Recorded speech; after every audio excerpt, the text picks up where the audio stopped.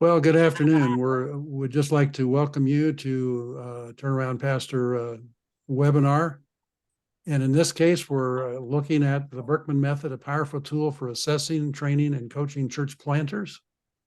And privileged today to have been privileged to be working with and continuing to work with Dr. Steve Smith. Steve has worked with about 70 church plants. He's coached a number of church planters, but he's worked with over 70, not coaching, but just worked with 70 church plants. And he's been a real help in this process. This research process actually took a little over 3 years to complete. It was difficult to find planters willing to join us.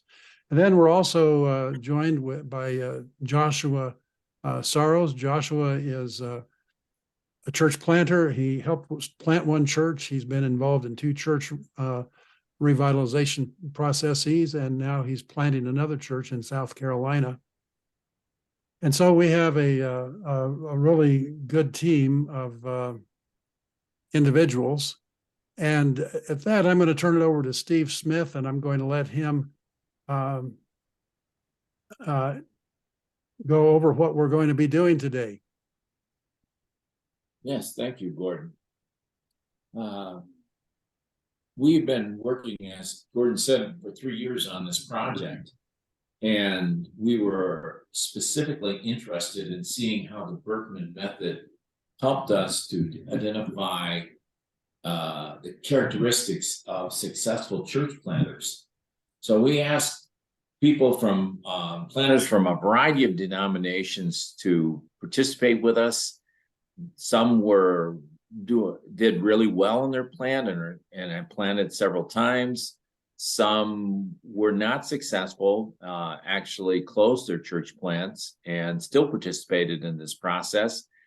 And we recognize the need for this particular issue because as we'll talk about later, there's so much money that goes into church planting, so much investment, not just money, but people investment. And we wanted to help those who assess planters to have an excellent tool that will give them more insight into the people that they're asking to take the steps of faith to plant a church. And I became acquainted with the Birtkman Method through my introduction to Gordon and the group that he works with, the Turnaround Pastors. They had previously researched it and to see how it helps them to identify pastors who would be really good at helping churches turn around a church, to revitalize a church. And that research led to them writing a book and coaching different denominational groups in the area of revitalization. And Gordon had said to me in our conversations with each other, him knowing that I had been involved in church planting, that he was wondering what the effects would be what would we discover about church planters if we use the Birtkman methods. And this has started the process that we've culminated in this presentation. Let me give some definitions here, because we are talking about successful versus non-successful. We were really looking at a certain level of success. So one of the things that I suggested is that we look at planters who have grown a church at least to 200 and have experienced the minimum of 5% conversion growth through that process. In other words, these are churches that have become self-sustaining, are able to find themselves a new pastor in case the planter needs to move on, can afford a place to establish themselves in the community, because that's really what church planting is all about. It's not just starting a church and letting it run its course, but establishing a church in a community so it continues to have a gospel impact for years to come. And in the process, we discovered that there were different levels of church planting success. There are tier 1, tier 2, tier 3, which Josh will talk about later. But it's clear to us in the research that level 1 and level 2 planters share a lot of similar characteristics. And the main difference between them seems to be in the area of evangelistic effectiveness, which is something that really comes from their focus, not necessarily their Birtkman characteristics, but on what they find to be most important in terms of what they're doing. And we're applying this research now to come. Let me just rephrase that. We are seeking to help church planning organizations look at this from the point of view of assessment. What can you find out about your church planners before you ask them to go to the field? And to maybe help these church planners either to improve their skills or coach them to improve their skills. And what was the questions about there, Gordon? Oh, at the end, this is just an outline of what we're going to cover, and then the questions will be at the end. We'll answer some questions at the end. Yeah, so at the end we'll have some questions, and you feel free to put your questions into the chat area and we'll respond to them. So here's the big questions. Are there distinct behaviors that exist between what we call tier 1, tier 2, and tier 3 church planners? That's one of the questions. Secondly, how can we help church leaders and planners identify their sweet spot in ministry? And can we enable church planners to improve their ministry abilities? Something that we believe that Birtkman is really helpful in. As I said before, church planning is the practice of starting a fresh expression of the church to firmly establish a new congregation that will continue to sow the gospel in its harvest field. And again, we set out to discover what characterizes effective church planners.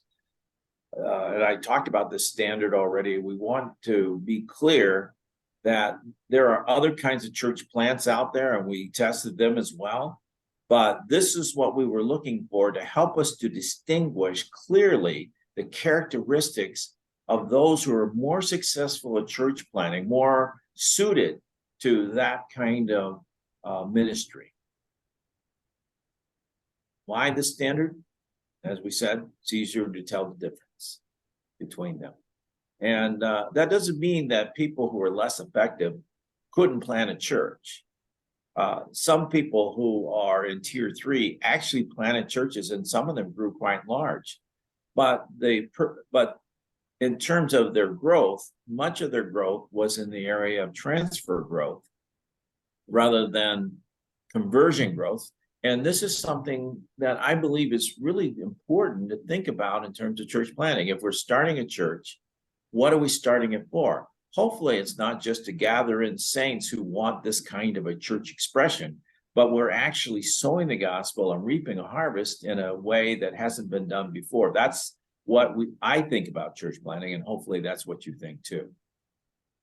There's a cost to church planning, and this is why we need this kind of tool, why we did this research. There is an emotional and spiritual cost to this. When you ask somebody to go to the field and plant a church,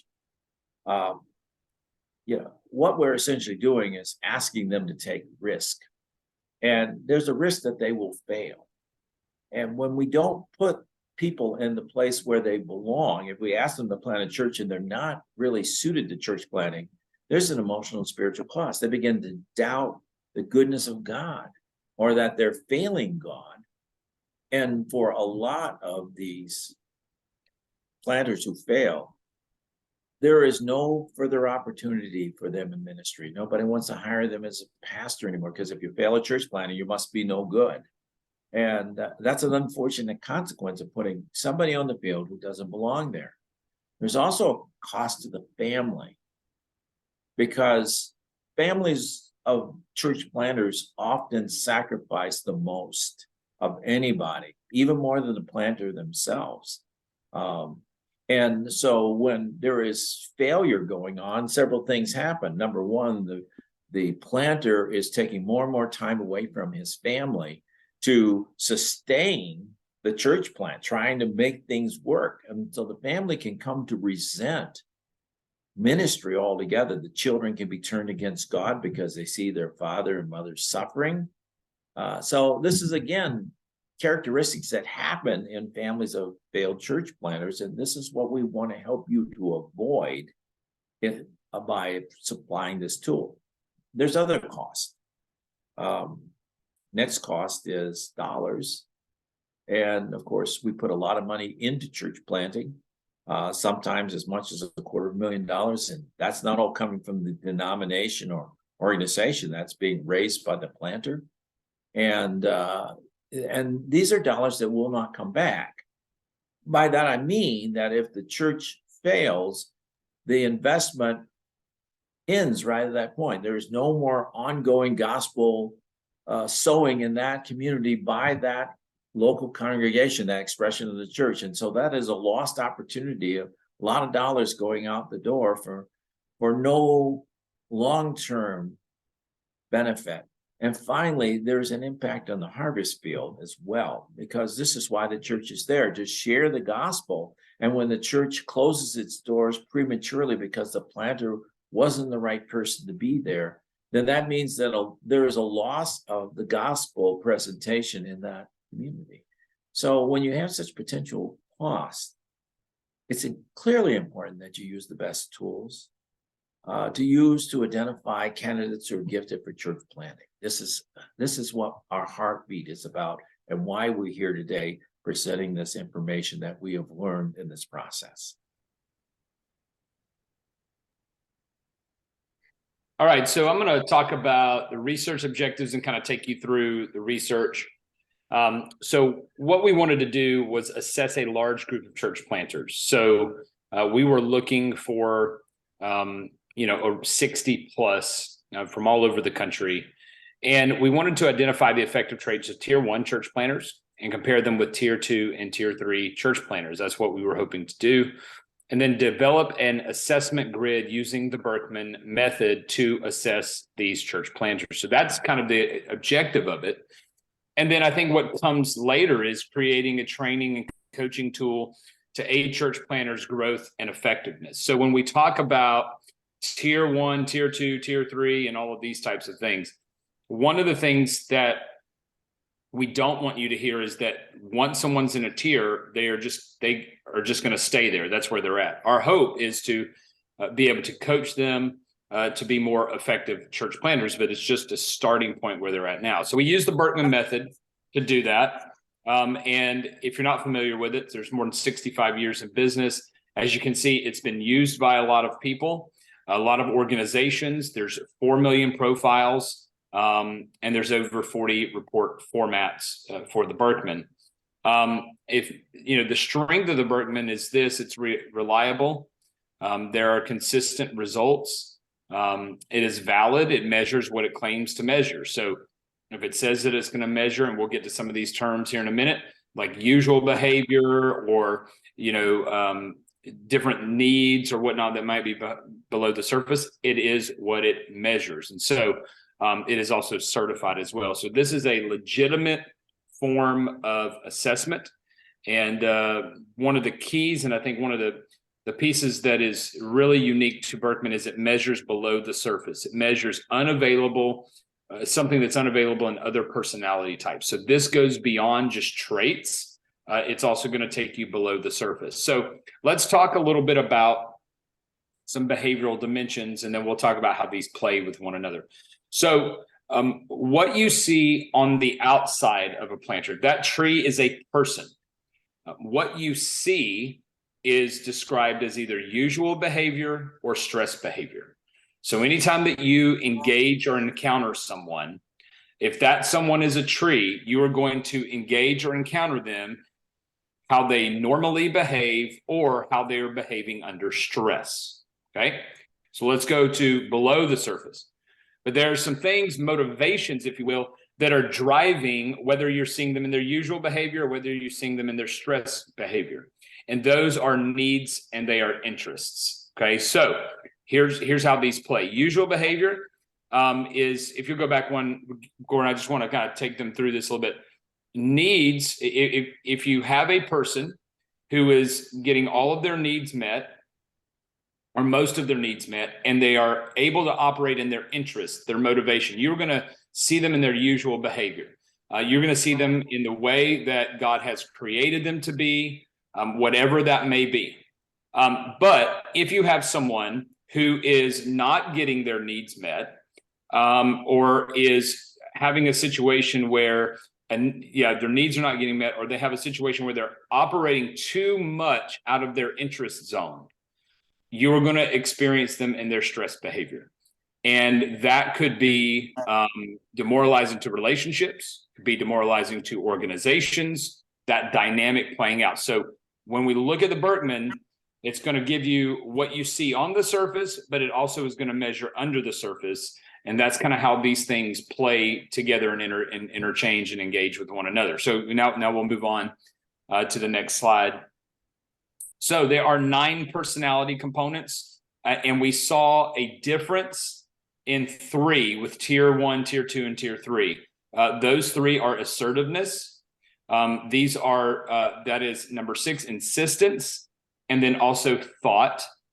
And then if you go, Josh, yes. take time to explain those terms there for the people who are listening. Yeah, so we'll get there in a minute when we get to the actual okay. compound. Yeah, we'll get there. And then in the interests, we saw one difference, and that was in persuasive. That tier 1, tier 2 church planters enjoy or are interested in persuading people more than tier 3. So let's kind of break this down a little bit more. So here's kind of some definitions, as Steve has talked about. Tier 1 church planters grow to at least 205 years. They're financially independent. Baptism rate is 5%, and average annual growth rate exceeds 5%. So these are churches that are growing. Tier 1 church planters, in all of the data that we got, we had 12 tier 1 church planters. You can see their average tenure there, 12 years, and more than half of tier 1 worked in urban communities. So communities that are 100,000 plus. Tier 2 church planters has grown to at least 150 in average attendance. They are still financially independent. Baptism rate is a key difference, as Steve touched on. It's 3%, and average annual growth rate exceeds 5%. So when you look at tier 1 and tier 2, when we got their test results, there was not much difference with them with the Birtkman. But what we saw that the difference was in the baptism rate. So that idea of conversion growth versus transfer growth played a huge role in determining who was a tier 1 and who was a tier 2. So in tier 2, we had 16 planters, you see, about 10 years. So both of these tier 1 and tier 2 are at their churches for a while, worked in various community sizes, 10,000 to 100,000 people. And then tier 3 church planters, the majority of the planters that we assessed were the tier 3 church planters. They were there for 12 years, and they worked in various communities like tier 2. And then when we look at kind of their statistics of their church, again, it goes back to the definition of church planting, and that is to win lost souls. It's to bring people who were not a believer, now making them a believer. That is the purpose of planting a church. Church attendance may be low or high. Church may be financially independent. It may not be. Baptism rate is less than 3%. Annual growth is immaterial because the baptism rate is less than 3%. So as Steve said, those churches could be big. That's not what we're saying, that they're not going to be a big church, but the emphasis on sowing the gospel, reaping a harvest, seeing new believers in Christ come to faith, you do not see that as much in a tier 3 church planter. So just to clarify that. So we saw 4 differences between tier 1, tier 2, and tier 3. So we say tier 1, tier 2, and tier 3. We actually have 2 categories. So we lump tier 1 and tier 2 together, and we're going to compare and contrast it with tier 3. And then this is pretty big, 17 differences between church planters and general population. So out of 43 variables, so about 40% of these variables are different between church planters and a general population. So When you look at people who are what we believe are gifted or have the ability to plant churches, or church planters, they are quite a bit different than the general population. And if you are ever around them, you will realize that they are quite a bit different than the normal population, which is okay. So let's take a look at our research results in these areas. So one of the differences that we saw was in assertiveness. So this is a usual behavior. We saw that tier 1 and tier 2 scored 62.5%. Tier 3, 46.8%, and the general population was at 50, just a little above 50% in assertiveness. So let's go to the next slide and talk a little bit about what you would see in their usual behavior. So if you encountered a tier 1, tier 2 church planter, when you encountered them, they would be very tell versus not suggest. Okay, they would not be suggesting. What that means is they're verbally assertive. They are completely comfortable expressing differences openly. They want to influence and they want to convince. They enjoy debate. They would walk into a room, say, hey, this is where I feel like we're going and I need help to get there. Who's with me? That's what you would experience with a very assertive person. Tier 3 is completely a different dynamic. They're different and they're agreeable. They want to avoid conflict and they strive for agreement. They hate it when there's tension, and they are pleasant. They would walk into a room with you and say, here's what I think we need to do. What does everybody else think? And so that is the difference. High caliber church planters for tier 1 and tier 2 are very much tell versus suggest. They've got a vision, they've got a mission, and they are going to elicit help in getting that accomplished. They're going to drive it. Tier 3 is not going to do that. So that's how you will experience. Next slide. Let's move on to insistence. Insistence need, tier 1 and tier 3. So tier 1 is 21.5. Tier 3, 44.4. The general population, 47. So what does insistence mean? Well, this means flexibility versus structured. And I'm going to have Steve talk about fluidity here in just a moment, but I want to give you some examples of this here. Tier 1, tier 2 have lower insistence need, meaning they're more flexible. They have freedom from closed control. There's minimal routine. They're completely comfortable with frequent change and changing plans. Tier 3 they want defined rules, systems and procedures. It gives them comfort. This is a need. So this is below the surface. You're not going to see this. They would have to communicate this with you. They're formally defined work relationships and emotional security. So I'm going to give you an example. So I am low in insistence, and my wife would be higher because she likes more structure. When we got married, I would, on a Saturday before we had kids, we would wake up and I'd say, hey, let's just go. Let's get in the car and go. And she'd say, well, where do you want to go? I'm like, I don't know. We'll figure it out on the way. And it would drive her crazy. She's like, but we don't have a plan. I mean, we don't know where we're going to go. I'm like, we don't need a plan. We don't have kids. We can just do whatever. That's the difference. Just completely flexible, minimal routine. One more thing before I push it over to Steve. We just launched a church and we were doing these discipleship nights for just discipleship, whatever. And she said, well, what are you going to call it? I said, I don't know. And she's like, but you got to have a name. I said, no, I don't. We just invite people, we teach them, and the name will flesh itself out later. She's like, I don't even understand. You're having a thing and you don't even have a name for it. That's how that dynamic plays out. Steve, if you'd talk a little bit more about fluidity here. Yeah. In my 30 years of working in church planning, saw a lot of people, a lot of planters come and go, and some were successful, some were not. One of the things we recognized is that church planters tend to be able to live in fluidity, which means essentially not only flexibility, but handling themselves in times of crisis. Like, hey, we just found out that Sunday we're not going to be able to rent the space we normally have because they have to do some cleaning. And what are we going to do? And this is Friday. Or, something I'm doing here isn't working and I got to, put it to rest, make changes right now because it's just not working for us. We need to make a decision today. That's what we call fluidity, the ability to flex with the emerging situation.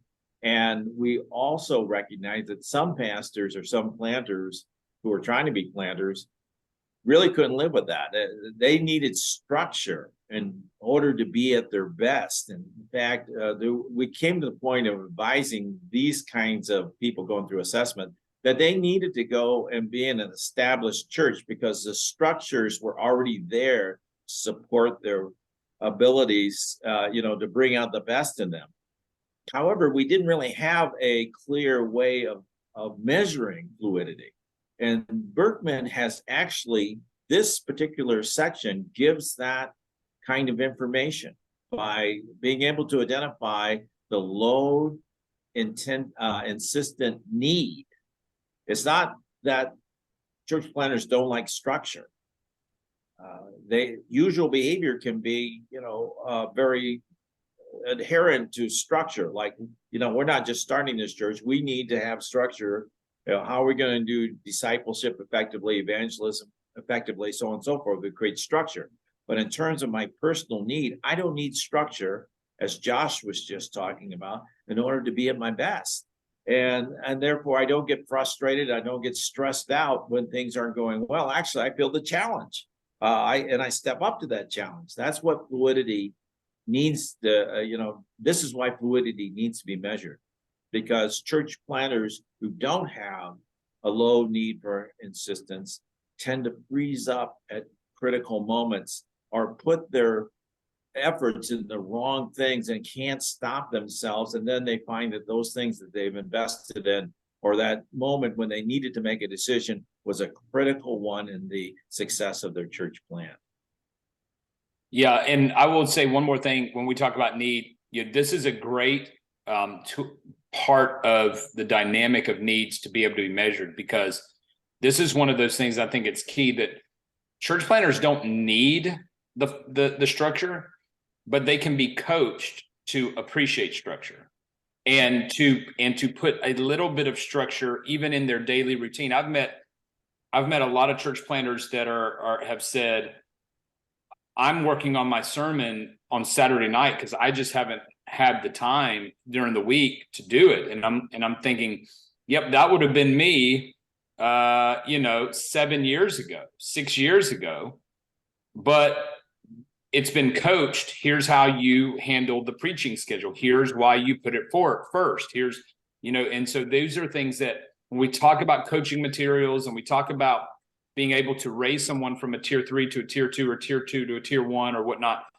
those are things that can be coached. And it's great that we now can actually quantify this and have a name for it, so that we can see it and coach church planters. So just last thing on sentence. This was a huge piece of the research that we felt like was extremely important. So thank you, Steve, for sharing that. Next is a thought need. So this is, again, below the surface. This is not something that you're going to perceive usually. Meaning, thought need. Tier 1, tier 2 church planters have a very high need for thought. 85.5, you see it. General population, tier 3, they do not have as high of a need for thought. Let's look at how this plays out as we kind of describe this. So what this means, and this is going to seem very strange, because I think a lot of times, because of the high assertiveness, people do not perceive that church planters have this need. But I will speak from experience. We do a lot of times have this need. We need ample time to think, to get counsel and suggestions, and to discuss some concerns. Ample time to pray, ample time to read, ample time to do all of that. So this is kind of like ready, aim, and shoot. Okay. Tier 3 is lower. They want immediate action, minimize ambiguity, limit discussion. So it's aim and shoot. But the tier 1 church planter and the tier 2 church planter knows, especially early on, that a misstep could be really a big speed bump in establishing a church. And so they're going to step back and they're going to say, hold on a second, before we move forward with that idea, or before we allow so-and-so to run with that idea, it might be a good idea, but does it really fit into our culture and our core values? What is this? I need to extrapolate out 2-3 months, a year. If we run with this, what does that look like? How does that impact the church? And so this is a need. They want to step back and be thoughtful about the decisions that they make. Now, here's the key. From experience and what I've understood from other church planners, once they've taken the time to do that and they come to a decision, they're ready to roll. Like there's no, oh, well, I don't know anymore. No, this is what we're doing. So the challenge here for church planners that have this high thought need is to bring the other decision makers along in the process with them while they're gathering the information, while they're beginning to think about, all right, here's the next step 8 months from now. Now these decision makers, hey, here's what I'm thinking. Just want to keep you in the loop. Here's what I'm reading. Want to keep you. Here's what a mentor said. Here's what I'm feeling in prayer. So that by the time you get to 8 months, everybody's on the same page and you say, hey, now we're rolling. We've been talking about this the whole time, or for the last month or two, whatever that looks like. So really important need here too, the ability to think, pray, get counsel, and discuss concerns. It's huge. And then interest is persuasive. Tier 1 and tier 2, when we talk about interest, what do they want to do? They want to persuade people. They want to persuade people to action. Most of the general population does not want to do that. That's why they don't like going to car dealerships, right? Because you go to a car dealership, they're persuading you to buy a car. Nobody wants that. Can I just go and browse and look? No, you can't go browse and look. They got to make their money. They got to get you to buy a car, right? Tier 3, 63.4%. So what we see in tier 1 and tier 2 church planners, their interest is in persuading people. So next slide, and we'll talk a little bit about that kind of breakdown. So they're persuading, they're influencing, they're motivating, they're convincing, they're selling. I mean, think about that movie that you love so much, right? And everybody's backs against the wall, like right, Independence Day, you know, and here's the president and he's about to speak and he's going to get everybody riled up and they're like, yeah, you know, or any kind of war movie or anything like that. There comes that moment where there's that speech. Well, that's what a tier 1, tier 2 person loves. They love to persuade and influence and motivate, sell and convince. The tier 3, they're going to avoid that. They feel very uncomfortable with that. They avoid verbal influence. They want to use facts more so than drive emotion. We know that both of those are needed. And so they resent strong sales tactics, right? And so again, this is a great opportunity for coaching, even in using people on your team. You know, if you've got someone who loves to motivate, let them start the discussion and get everybody's emotions rolling and be like, yes, let's buy into this. And then bring somebody else on the team that's going to now say, all right, now let me tell you the facts that's going to back up all that emotion, and you capture both. So again, this interest of persuasion, that's what tier 1, tier 2 church planters love to do, that's opposed to tier 3. So just a kind of a summary. Assertive is high. That usual score, how you normally see them. Insistence is low. Thought is high. These are needs. These are underneath the surface. So if you have a church planner who doesn't have time to think, a tier 1, tier 2 doesn't have, is forced into structure or whatnot, that usual behavior is going to now turn into stress behavior, and you're going to see them in a different light. Or if they're having to not use their interest of persuading, if they're having to dig too deep in numbers and all that kind of stuff, you're going to see that stress behavior increase. And so that's just a summary. And now I'm going to kick it over to Gordon to kind of analyze our research and give you some real life examples of this. Well, thank you, Joshua and Steve. I appreciate you guys so much. By the way, Joshua is doing his DMin dissertation on this subject, so he's going to be our subject matter expert, already is. And Steve has just always been an expert. So, we went through and did a comparison of a tier 1 and a tier 3 church planter. And this is interesting. The tier 3 planter is a church planter whose church plant failed. Steve knows this individual. Yeah. And I know the tier 1, tier 2 guy personally. The tier 1, tier 2 assertiveness usual 62. Well, this actual T1 planter, tier 1 planter, scored 81. He was more assertive than usual. He has to be careful that he doesn't overwhelm people with his tell versus suggest kind of a mentality. He's a real tell guy. But the tier 3 planter, interestingly enough, his assertiveness is 98. And it's possible, and I've worked with lots of pastors and so on, when people get a really high assertiveness score, they have to be careful because they can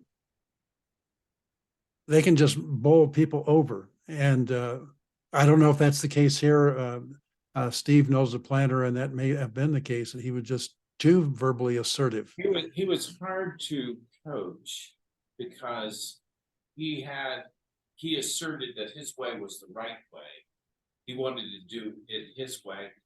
There's nothing necessarily wrong with having strong-minded planters, but there is something that assertive people need to be careful of, and that is to throw out really good advice or good coaching. And this is what he was doing. Okay. Now we'll move on to their insistence need. Now remember, needs are not visible. They're below the surface. And so we saw the tier 1 and tier 2s were at 23, score of 23. And this actual planter's insistence need, his fluidity, his flexibility was 7. This guy is really comfortable with changing on the fly. But notice the tier 3 planter. This is the church planter that failed. His insistence need is in the mid-50s, which means he needs a lot of structure. And he moved from being a church planter to being on staff in a church, and it was a good move for him. That fit him better. He needs structure. He needs structure. So then thought need. Again, the tier 1, tier 2 thought need was about 86. And this actual planter, his thought need was 98, which means he takes a lot of time before he pulls the trigger. He's not a ready, fire, aim kind of a person. He's a ready, aim, let's check, make sure we're ready, let's aim again. Okay, now we can fire. And as Josh said, when they do make up their mind, then it's time to act. But and the tier 3 planter was at 84. He was about the same as a typical tier 1, tier 2. So this was not a discerning or a factor that really impacted them. But notice his persuasive score.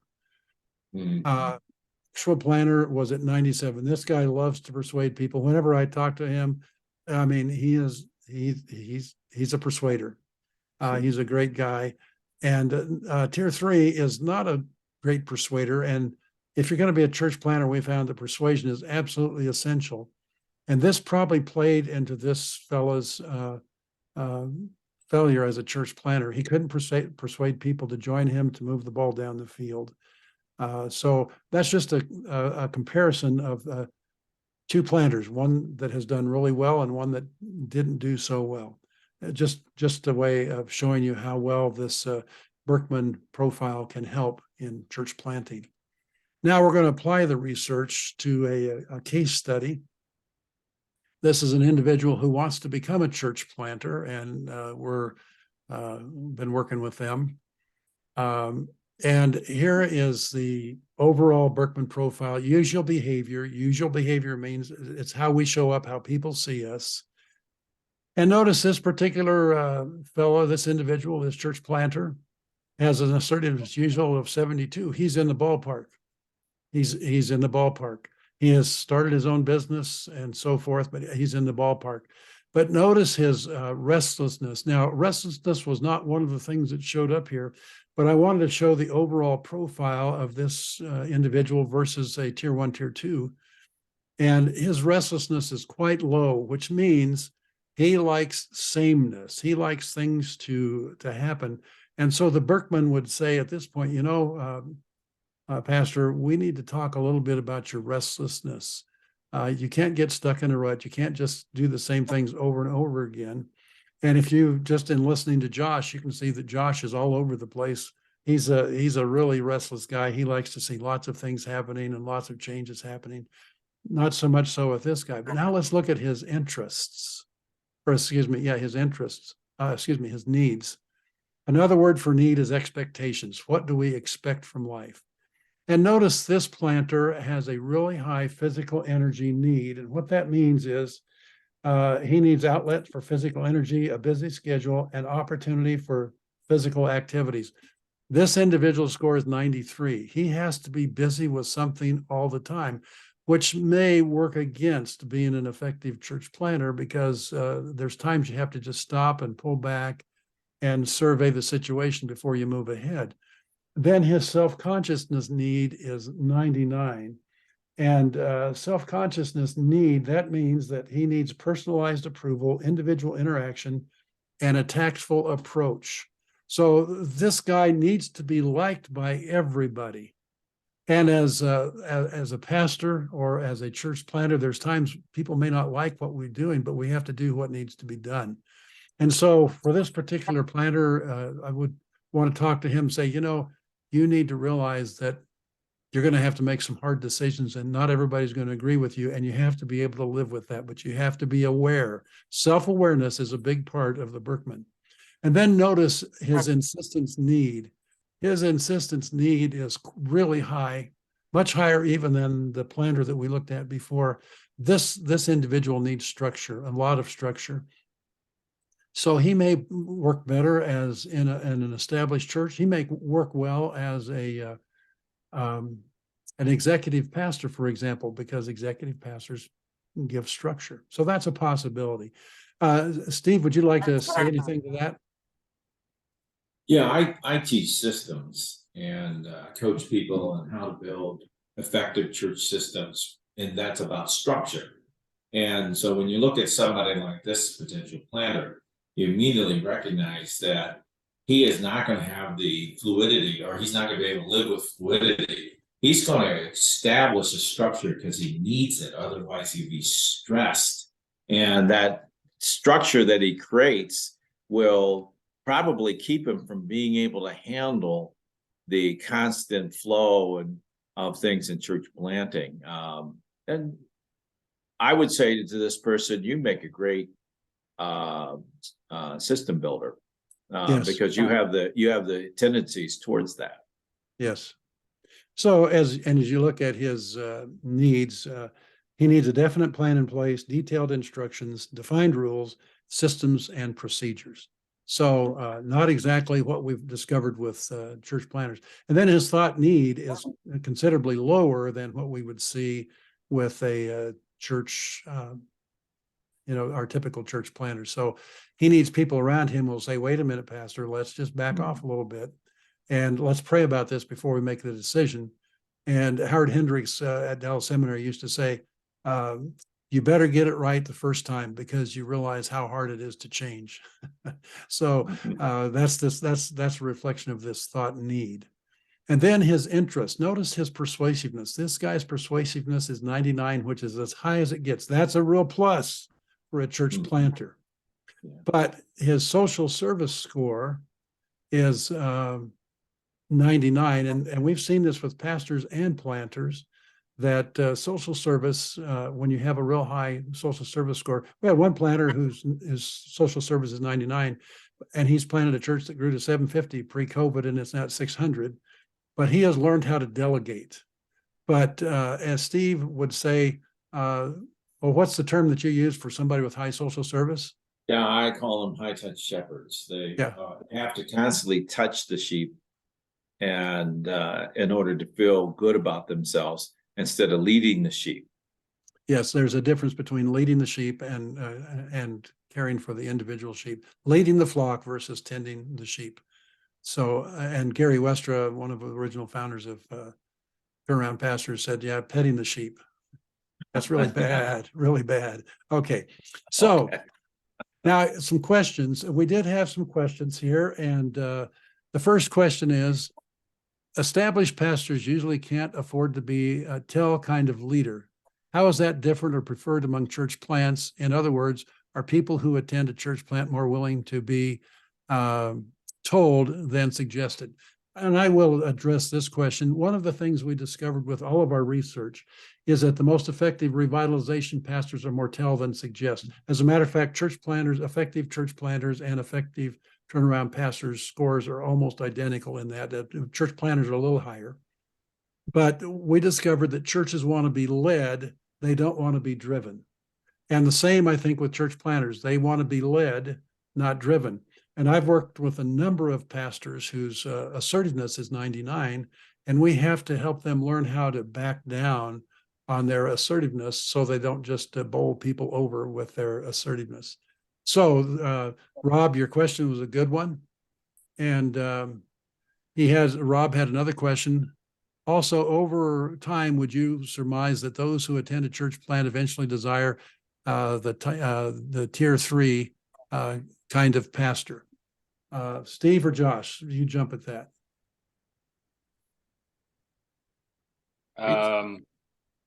Well, would they prefer? Yes, they would prefer. And I think Gordon, you and I've talked about this.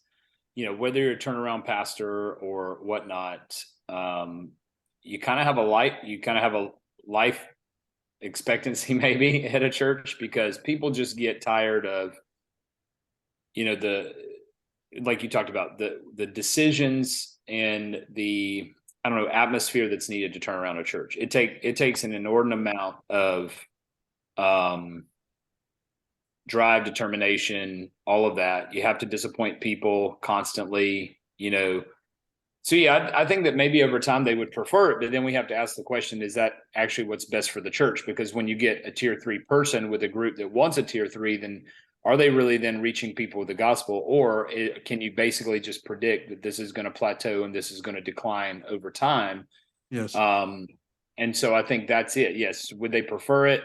But is that needed? I would say probably not. Yes. We're seeing a lot more. We're seeing a lot more what we call founding pastors in the church planting over the last 20, 30 years, where before people would start a church and 2 or 3 years later leave it, and another pastor would come. And the very kind of conditions you were just talking about happens, where they say, "Oh man, you know, we need somebody who's more stable, more kind, more, you know, more like us," whatever it is. And they call the opposite in, and that creates problems. So many of the planters I've been able to work with have said, I'm not just going to plant this church. I'm going to stay there and take it through the phases of growth. 20, 30 years down the road, they're still there. And normally when these founding pastors leave, they have worked on a succession plan, maybe somebody on staff that they have groomed for the position, maybe somebody that they know that's going to be able to help the church get to the next phase. And they have set up a leadership team that's protecting the flock from, a decision that might flow from, a moment of, we want somebody different. Mm-hmm. And so, yeah, I think that it's perverse nature of people to always want what they didn't have and not think about the value of the person that has led them, other than say, well, we really appreciate all he did. But the fact of the matter is that this church was established and is doing well in sowing the gospel to the community because it was led to do that. And the skill sets of this planter are still needed. Maybe there will always be differences. There's no two pastors exactly alike, but definitely you don't want the opposite of this pastor. Yes. Because and yet, like I say, churches do that. That's why we're seeing a different kind of approach to placing pastors in church plants versus established churches. Because the longer a church is established, the more they're open to variety. But in a church plant, you don't want to lose the momentum that was being built up over the years by bringing in somebody who has a totally different view of ministry from the pastor who preceded. Yes, great. great response. As a matter of fact, we have some of our church planters should be serial church planters. Yeah. They need to come in, establish a church, then move on and do it again, because they can't make the transition from loosey-goosey fluidity to structure. And then there were a few of those. And when they stayed long, the churches went downhill, and most of them closed eventually because they didn't have the right skill sets to take the church to the next level. Yeah. So That's a very good point. So there was another question from Pastor Henderson. Was there a difference in score based on ethnicity? And Josh, you want to address that? I think we measured all types of different ethnicities, and we didn't see any statistical differences in the ethnicity. So yeah. And then Pastor Henderson also, does the context make a difference? Make a different does the context make a different suburban, urban? Are there differences in planners between suburban and urban? Steve, you've had probably the most experience in this area. Could you address that? Yeah, sometimes we see guys go to rural areas that have extraordinary skills. And being in the country, you would think, well, there's fewer people there, fewer opportunities, but we've actually seen those planters flourish just as well in rural areas as if they went to a suburban or urban area. They may not have necessarily the biggest church, but they have a larger church because they're sowing the gospel. And one of the realities of America is that there are more lost people in any given county in America than there are Christians.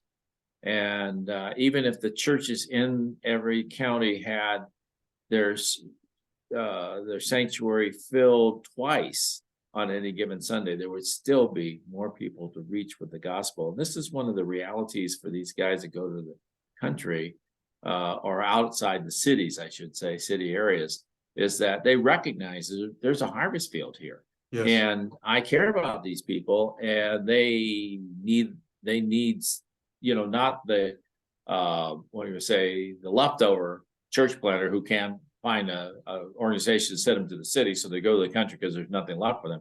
They need the best kind of evangelists and planters to go to the country too. So we've seen that. We've seen people who have. I'm thinking specifically about a church up in northern Minnesota that not only planted a church, a significant sized church, I think it grew to 600, but it also planted daughter churches throughout the region because the vision of the pastor was beyond just, hey, let's just reach this small town. And so therefore, this is the kind of mentality we need in the planters, and these are tier 1 kinds of planters. Yeah. Sure. And we had a couple of guys, the tier 3 planters, who went to ministry areas that had not even 600 people total, and they've planted significant churches in those areas. But again, are they reaching people for Christ? That's the key thing. And we're establishing a long-term church, not just going out and plant a church and say we've planted a church, but going out and planted a sustaining church that's going to make an impact for years to come. Here's another question. Gordon, I live in Florida, and that last statement you make is really significant because, of course, a lot of denominations have planted churches in Florida, and people who move from the north, say Michigan, Ohio, Minnesota, New York, are coming down looking for a church similar to what they grew up with. And so these are really transfer growth churches, and they can look really significant. I think of one specific one, I won't mention the town, but it during the snowbird season was running over 900 people. And it did this for years. And I warned the pastor that unless they became evangelistic and began to be concerned about the community around them, that they would hit a downward trend and then suddenly plunge. And that's exactly what happened. So, if you do this in Florida, plant a church just for the immigrants that are already Christians, eventually it's going to be telling. because it's just a transfer growth church. Yes.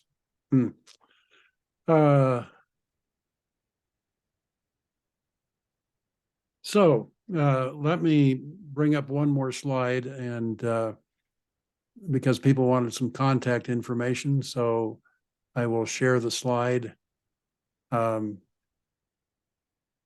So if you want to take the Birtkman, you're interested in it, you can contact me. There's my email address, Gordon@turnaroundpastor.com. If you have questions, you can contact Steve at churchequippers.com or Joshua at harvest247.org. And you can sign up for our newsletter at turnaroundpastor.com. So I'm going to leave these up here for just a moment. I just want you to know, and I think it probably shows, but Steve and Josh and I have had such a good working relationship. And I am not a church planter. As a matter of fact, if you look at my persuasiveness, it's really quite low. The rest of them are good, but I'm not a car salesman. And but we've had just such a great time working together, and it's been a long, arduous process. But if you have questions or you have needs, don't be afraid to contact us. And if you want to involve yourself in the Birtkman, don't look at it as an investment. How can I invest in such a way that I will be more effective as a pastor or as a planter? And so look at that as an investment. And even churches often want to, they're saying, oh, we can't do this, we can't invest. One of the churches I pastored should have done a much better job in selecting their next pastoral candidate. And we were working with Paul Borden at the time, and Paul said, if you get the wrong pastor, it's going to set you back 5 years. And then if you move back 5 years, then you have to move forward again another 5 years. So it's going to cost you 10 years. Actually, it costs more than that. Yeah. And it set them back 10 years. And so don't be afraid to invest. You guys have any parting words of wisdom? I will say that we said at the beginning that this is not only an assessment tool to help you to choose the right planners, but also a coaching guide. And one valuable tool that Birtkman itself supplies is a coaching sheet or a readout that tells you how specifically to coach this particular person to effectiveness. And they'll tell you a lot more about the planter than any assessment center could possibly tell you. And so it makes the coaching job easier, and it assures you that as you're working with this planter, that planter is probably going to get better because you're dealing with the issues that really need to be dealt with. Good. That's a great value. Thank you. That's great. Thank you. Joshua.